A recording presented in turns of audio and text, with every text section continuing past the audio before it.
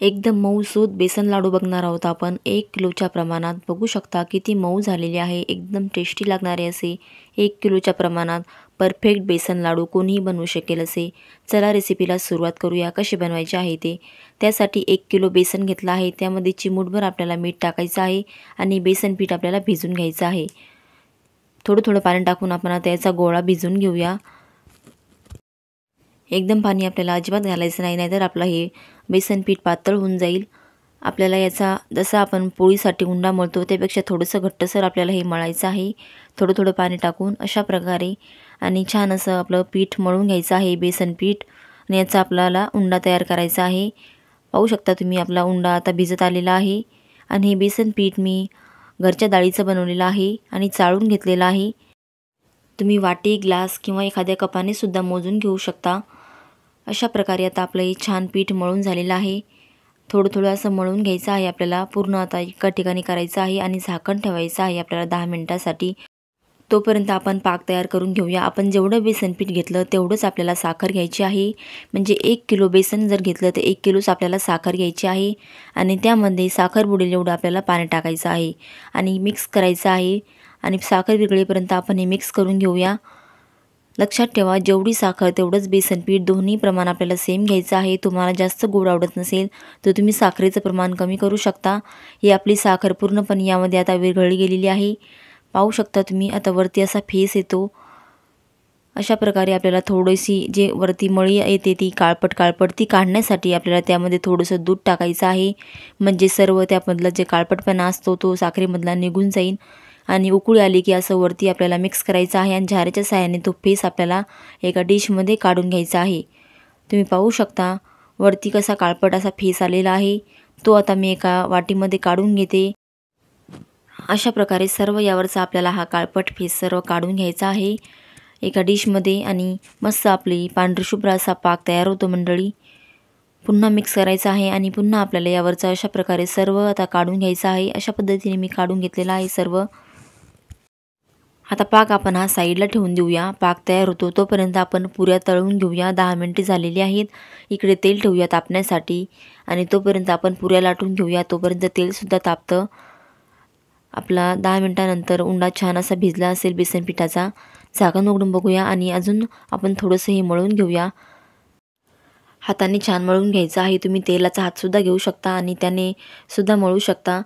आणि मळून झाल्यानंतर आता आपण याचे छोटे छोटे गोळे बनवून घेऊया। तुम्हाला केवढी पुरी लाटायची आहे त्याप्रमाणे तुम्ही गोळा घेऊ शकता। मी हाताला थोडंसं तेल लावून घेतलेलं आहे आणि असे गोळे बनवून घेणार आहे सर्व। मध्यम आकाराचे गोळे बनवायचे आहे।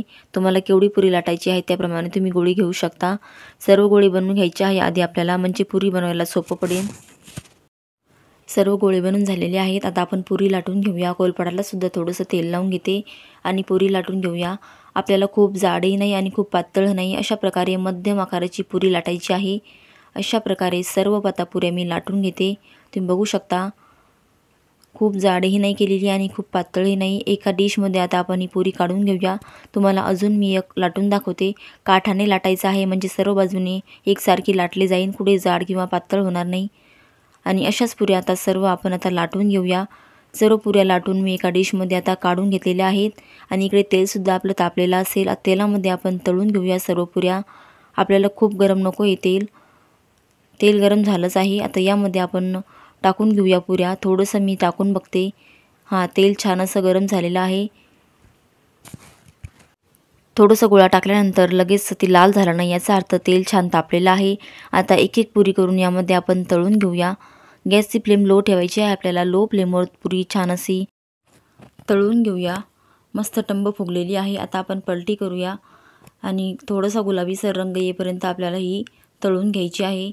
तुम्ही पाहू शकता आपली पुरी तळल्या गेलेली आहे। अशाच प्रकारे सर्व पुऱ्या आपण तळून घेणार आहोत।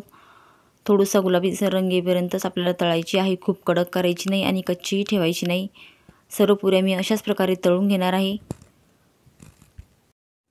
अशा पद्धतीने लाडू बनवले तर खूप टेस्टी होतात, चवदार लागतात आणि खायला एकदम सुंदर असे होतात, दिसायला सुद्धा छान होतात। आता ही पुरीसुद्धा खमंग अशी आपल्याला तळून घ्यायची आहे। लो फ्लेमवर तळायची आहे सर्व पुऱ्या आपल्याला। ही सुद्धा तळून झालेली आहे सर्व पुऱ्या। आता मी एका ताटामध्ये काढून घेते आणि थंड होण्यासाठी आपण या पुऱ्या ठेवून देऊया। तुम्ही बघू शकता मस्त अशा तळल्या गेलेल्या आहेत।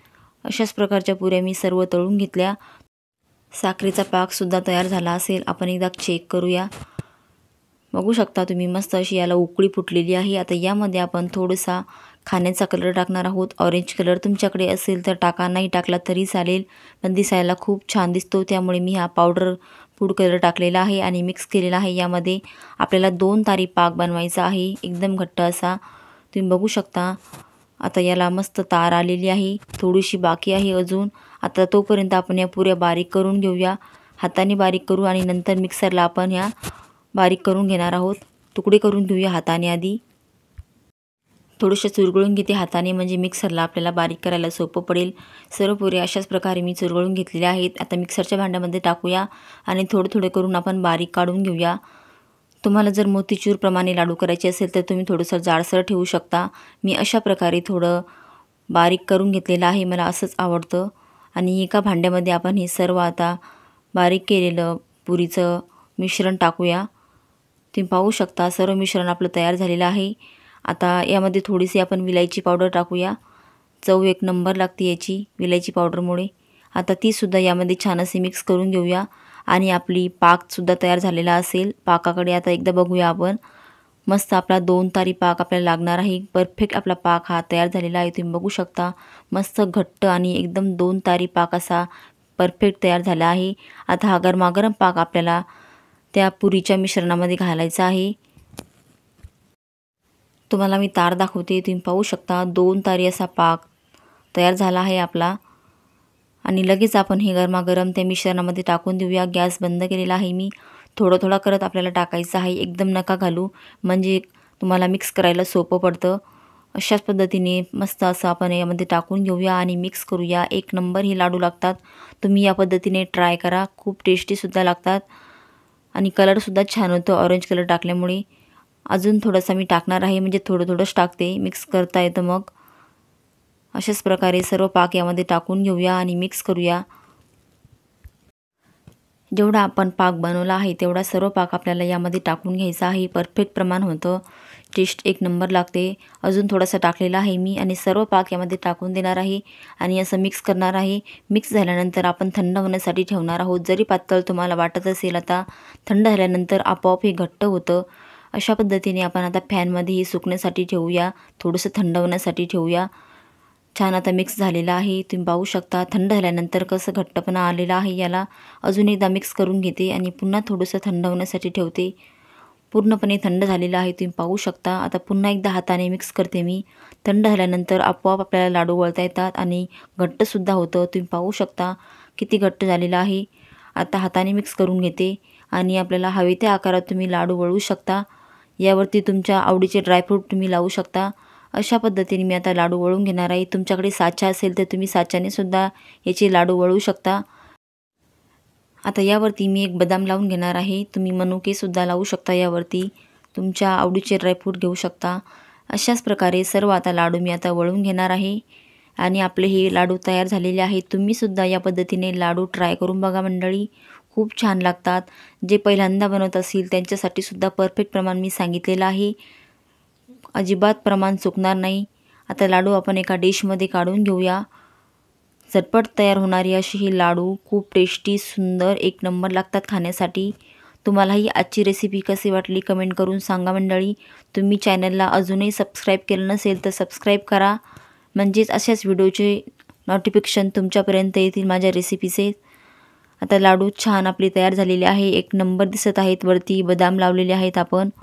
आणि तुम्हाला तोडून दाखवते किती मऊ झालेले आहेत ते, बघू शकता तुम्ही किती छान दिसत आहे आणि मऊ झालेले आहेत।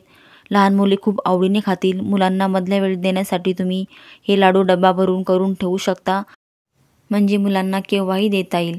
भेटूया पुढच्या रेसिपीमध्ये।